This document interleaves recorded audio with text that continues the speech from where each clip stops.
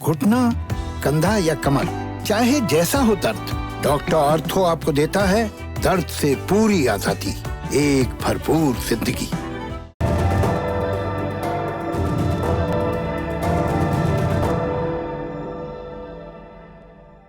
नमस्ते, मेरा नाम है निखिल और आप देख रहे हैं दी ललन टॉप का इंटरनेशनल न्यूज बुलेटिन दुनियादारी। आज आपको एक अद्भुत कहानी सुनाएंगे। एक देश है, उसने बीते रोज अपना एक कानून बदल लिया, अपने मिलिट्री सर्विस एक्ट में कुछ बदलाव किए। पता है क्यों? ताकि वहां एक लड़के का संगीत न छूटे उससे, वो कुछ और बरस गा सके, म्यूजिक बना सके। ये पूरा मामला क्या है, विस्तार से बताएंगे आपको दुनियादारी में। शेक्सपियर का एक नाटक है द विंटर्स टेल।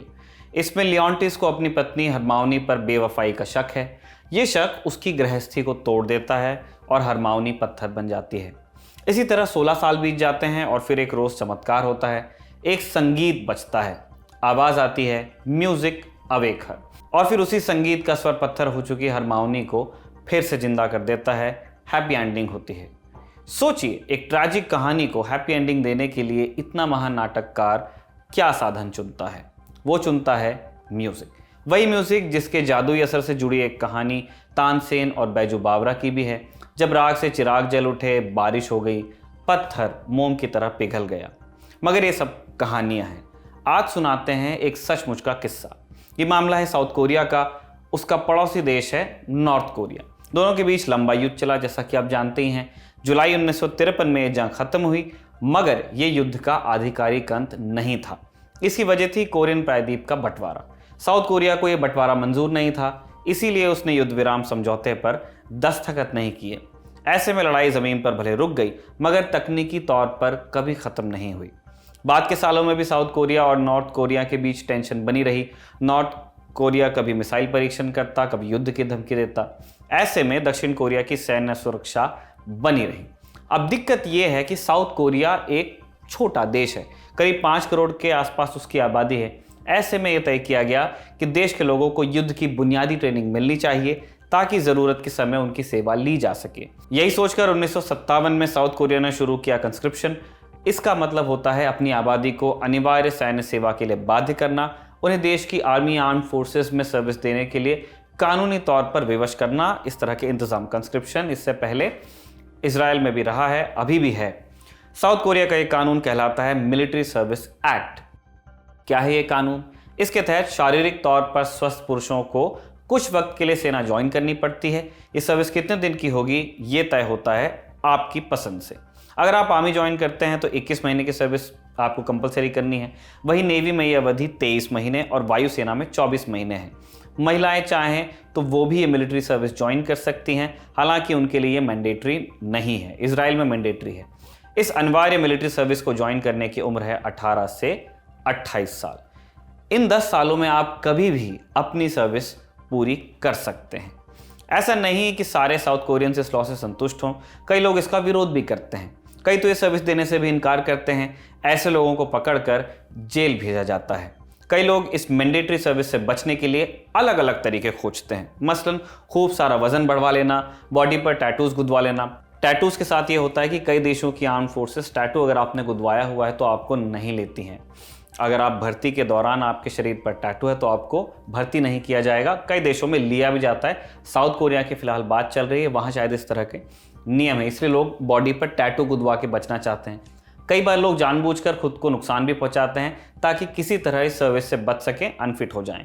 ऐसे लोगों पर भी कानूनी कार्रवाई का खतरा होता है। फिर आया जुलाई 2018। वहाँ की कॉन्स्टिट्यूशनल कोर्ट ने एक बड़ा फैसला सुनाया। कहा कि अगर कोई नागरिक धार्मिक या राजनीतिक कारणों से हथियार नहीं उठाना चाहता तो सरकार उसे फोर्स नहीं कर सकती। सरकार उसके लिए कोई नॉन मिलिट्री विकल्प खोजेगी, मसलन सोशल सर्विस या किसी सरकारी एजेंसी के साथ काम करने की चॉइस। इसे अनिवार्य मिलिट्री सर्विस के आलोचकों की बड़ी जीत माना गया। अब आप पूछेंगे कि हम साउथ कोरिया में कंस्क्रिप्शन की हिस्ट्री क्यों समझ रहे हैं? इसलिए कि 1 दिसंबर को साउथ कोरियन संसद ने अपने मिलिट्री सर्विस एक्ट में एक संशोधन किया है। इसकी वजह से सर्विस ज्वाइन करने की अधिकतम उम्र सीमा 28 से बढ़ाकर 30 कर दी गई है। आपको पता है, ये संशोधन असल में एक एडवांस बर्थडे गिफ्ट था।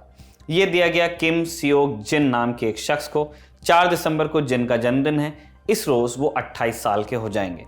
जिन ने अब तक मिलिट्री सर्विस पूरी नहीं की है, यानी अब अपने 28वें जन्मदिन के बाद उन्हें यह सर्विस पूरी करनी होगी।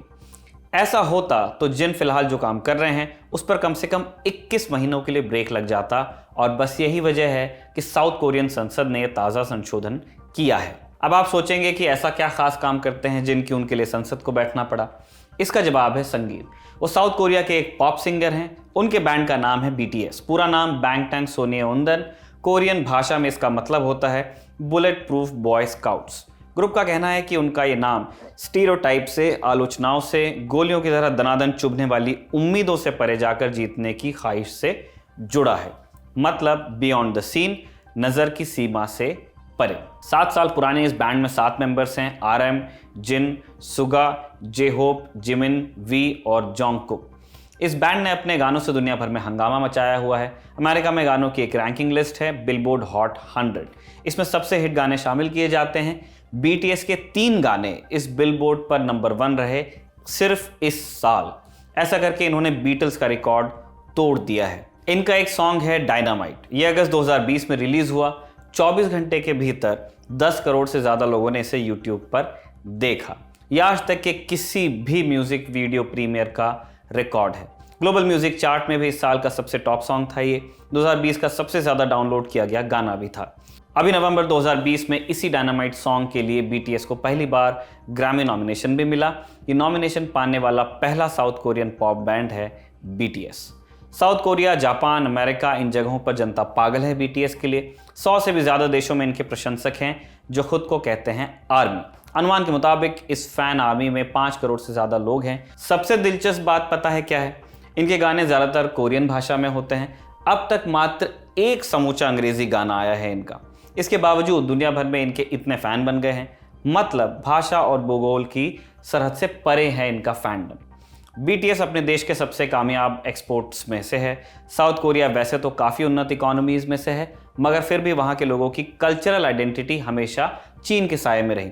ज़्यादातर विदेशी उनको चाइनीज़ समझ लेते हैं, एक स्टीरियोटाइप है। ऐसे में BTS के संगीत ने साउथ कोरिया की सेपरेट सांस्कृतिक पहचान के प्रति लोगों को जागरूक किया है, और वो भी काफ़ी प्रगतिशील तरीके से। BTS के 7 मेंबर्स को देखिए। लड़के और लड़कियों के बीच जो अलग अलग दिखने वाला कॉन्सेप्ट है वो उस इमेज को तोड़ते हैं। कोई ड्रगबाजी नहीं, कोई नेगेटिव हरकत नहीं, प्रोग्रेसिव मुद्दों पर बोलते हैं, वर्ल्ड इवेंट्स पर अपनी राय भी रखते हैं। इन्होंने अमेरिका के ब्लैक लाइव्स मैटर वाले मूवमेंट को भी खूब सपोर्ट किया। इस आंदोलन को $1 मिलियन का डोनेशन भी दिया। BTS के फैंस और भी निराले हैं। उन्होंने भी आपस में मिलकर इतनी ही रकम जमा की और मूवमेंट को डोनेट की। ये फैंस ट्विटर जैसे प्लेटफॉर्म्स पर और कई कमाल कारनामे करते हैं। सोशल मीडिया पर अपनी तगड़ी मौजूदगी के दम पर ये सोशल जस्टिस के जुड़े मुद्दे ट्रेंड कराते हैं। कभी ब्लड डोनर्स को ज़रूरतमंदों से कनेक्ट करते हैं, कभी युद्ध प्रभावित इलाकों में हेल्प भेजते हैं, कभी ये भी करते हैं कि किसी गरीब देश में लोगों के लिए पीने के साफ पानी का इंतजाम किया जाए। अमेरिकी राष्ट्रपति चुनाव के समय एक खबर आई थी कि ट्रंप की एक चुनावी रैली में टिकट तो पूरे बिक गए, मगर पब्लिक नहीं आई। उसके पीछे भी BTS के ही फैंस का हाथ था। तब ब्लैक लाइव्स मूवमेंट चल ही रहा था, मगर ट्रंप इसको लेकर सीरियस नहीं थे। ऐसे में BTS के फैंस ने टिकटॉक जैसे प्लेटफॉर्म्स पर वीडियो बनाकर आपस में शेयर किया। लोगों से कहा कि चलो ट्रंप की रैली को फेल करें, टिकट खरीदें मगर रैली में न जाएं। सोचिए कितनी समर्पित फैंडम है। इतने समर्पित कि जो अमीर फैन हैं वो पैसा जमा करते हैं ताकि जो गरीब फैन हैं वो BTS की म्यूजिक CDs वगैरह खरीद सकें। पैसों की कमी के चलते इधर उधर से गाने न सुने, वरना क्या पता कि BTS की म्यूजिक रैंकिंग और रिकॉर्ड थोड़ा नीचे आ जाए। ताजुब की बात है। यही फैन फॉलोइंग, यही लोकप्रियता वो वजह है जिसके चलते साउथ कोरियन संसद ने अपने मिलिट्री सर्विस एक्ट में संशोधन किया। वहां पिछले कई महीनों से इसकी मांग चल रही थी। सरकार पर प्रेशर था कि जिनके 28वें बर्थडे से पहले कोई वैकल्पिक व्यवस्था करें।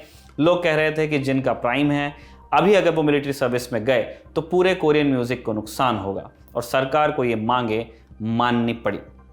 सर्विस एक्ट में हुआ संशोधन क्या कहता है ये जान लीजिए। ये अप्लाई होता है कुछ चुनिंदा संगीतकारों पे, जिन्हें साउथ कोरिया का सांस्कृतिक प्रभाव दुनिया में फैलाने के लिए सरकार की तरफ से मेडल मिला है। ऐसे लोग सर्विस ज्वाइन करने के लिए थोड़ी और मोहलत ले सकते हैं। BTS के सभी 7 मेंबर्स को 2018 में यह मेडल मिला था। इन सबों को इस संशोधन से फायदा होगा, इसीलिए लोग इस संशोधन को कह रहे हैं BTS लॉ। मगर इस लॉ के पास हो जाने के बाद भी ये बहस अभी खत्म नहीं हुई है। इसकी वजह है अपवाद। साउथ कोरिया में कुछ चुनिंदा लोगों को मिलिट्री सर्विस से छूट दी जाती है, मसलन देश के टॉप एथलीट्स जिन्होंने ओलंपिक या फिर एशियन गेम्स में मेडल जीता हो। इसके अलावा बड़े अवार्ड जीतने वाले क्लासिकल और फोक संगीतकार भी छूट पा जाते हैं, मगर ये छूट पॉप सिंगर्स पर लागू नहीं है, जबकि साउथ कोरिया की पॉप इंडस्ट्री काफ़ी बड़ी है। इसके प्रशंसक कहते हैं कि अगर देश के लिए नाम कमाना छूट देने का आधार है तो पॉप इंडस्ट्री को अलग क्यों रखा जाए। जब BTS जैसे पॉप गायक दुनिया में प्रसिद्धि कमा रहे हैं तो उनको भी छूट क्यों नहीं मिलती। पहले भी कई बड़े पॉप गायकों को अपना करियर पीक पर छोड़कर सर्विस के लिए जाना पड़ा है। कई लोग इससे बचने के लिए देश ही छोड़ देते हैं, जैसे यू सियोंग जिन। ये एक साउथ कोरियन पॉप सिंगर थे, 90 के दशक में काफ़ी पॉपुलर थे। सर्विस से बचने के लिए उन्होंने अमेरिका की नागरिकता ले ली थी। साउथ कोरिया ने आज तक उन्हें बैन किया हुआ है। हालांकि BTS के मेंबर्स कहते हैं कि समय आने पर वो अपनी जिम्मेदारी पूरी करेंगे और सर्विस कंप्लीट करेंगे, मगर क्या पता जब वो घड़ी आए तो पब्लिक प्रेशर में गवर्नमेंट को उन्हें भी छूट देनी पड़े। ये था हमारा बड़ी खबर सेगमेंट। अब है सुर्खियों की बारी।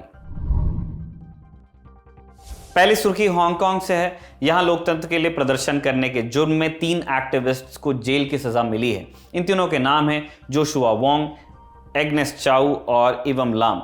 इस सजा का बैकग्राउंड जुड़ा है जून 2019 के एक लोकतांत्रिक प्रोटेस्ट से।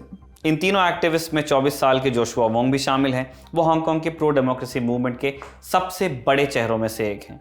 मात्र 18 साल की उम्र में इन्होंने 2014 के अम्ब्रेला मूवमेंट को लीड किया था। जोशुआ को 13.5 महीनों के लिए जेल में रहना होगा। इन तीनों एक्टिविस्ट ने अदालत में अपने किए की कोई माफ़ी नहीं मांगी। उन्होंने कहा कि अगर लोकतंत्र के लिए शांतिपूर्ण प्रदर्शन करना अपराध है तो वो बेशक दोषी हैं। दूसरी सुर्खी इजराइल से है। यहां वैकल्पिक प्रधानमंत्री हैं बेनी गेंट्स। वो नेतन्याहू के प्रतिद्वंद्वी थे, मगर फिर साथ मिलकर गठबंधन सरकार बना ली थी। अब यहां सीन थोड़ा बदल गया है। एक विपक्षी नेता संसद भंग करने का बिल ला रहे हैं। गेंट्स और उनकी ब्लू एंड व्हाइट पार्टी ने इस बिल के सपोर्ट में वोटिंग करने का ऐलान कर दिया है। गेंट्स का कहना है कि गठबंधन सरकार बनाते हुए नेतन्याहू ने उनसे वादा किया था, कहा था कि कोई पैतरा और चालाकी नहीं दिखाएंगे, मगर नेतन्याहू ने अपना वादा तोड़ दिया। अगर संसद भंग हुई और चुनाव हुए तो इजराइल में 2 साल के भीतर हुआ चौथा इलेक्शन होगा। ये इजराइल में वैसे डेमोक्रेसी थोड़ी कॉम्प्लिकेटेड है क्योंकि वहां पे प्रोपोर्शनल रिप्रेजेंटेशन का सिस्टम चलता है। तीसरी सुर्खी है ब्रिटेन से। उसने कोरोना वैक्सीन के इस्तेमाल को हरी झंडी दे दी है। ये वैक्सीन बनाई है फाइजर और बायोएनटेक ने। ब्रिटेन के लोगों को अगले हफ्ते से ये वैक्सीन मिलने लगेगी। सबसे पहले वैक्सीन किसे दी जाए इसका फैसला करेगी एक कमेटी। प्राथमिकता वाली कैटेगरी के दावेदारों में हेल्थ स्टाफ, केयर होम में रहने वाले लोग, बुजुर्ग और बेहद बीमार लोग शामिल हैं। अमेरिका और यूरोपियन यूनियन भी वैक्सीन को अप्रूव कर देने की कगार पर हैं। वहां फाइजर और मॉडर्ना, इन दोनों की बनाई वैक्सीन को देखा जा रहा है। आज की दुनियादारी में इतना ही। अपना ध्यान रखिए। इंटरनेट और सोशल मीडिया के इस्तेमाल में जिम्मेदारी बरतिए। वो भी एक समानांतर दुनिया है, उसे भी सभ्य बनाए रखना चाहिए। फिर मिलेंगे। शुक्रिया। कसर रह गई हमारी कोशिशों में, कसक रह गई कि देश जितना बेहतर, जितना महान हो सकता था, हो नहीं पाया।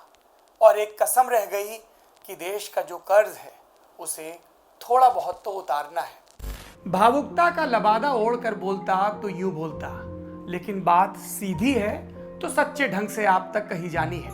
लल्लन टॉप लेकर आया है एक नया प्लेटफॉर्म, तेरा तुझको अर्पण। ये प्लेटफॉर्म उन सब भारतवासियों के लिए है जो भारत से दूर किसी दूसरे देश की जमीन पर हैं, कभी पढ़ाई के लिए, कभी नौकरी के लिए। ये उन सब भारतवंशियों के लिए भी है जिनकी पहचान का हिस्सा ये महान देश है, लेकिन कुछ कसर और कसक है। तो आइए कसम खाएं कि देश को बेहतर बनाएं। हमें आपसे चाहिए आपके हिस्से का ज्ञान, जो आप लल्लन टॉप के जरिए अपने देशवासियों के साथ साझा करें।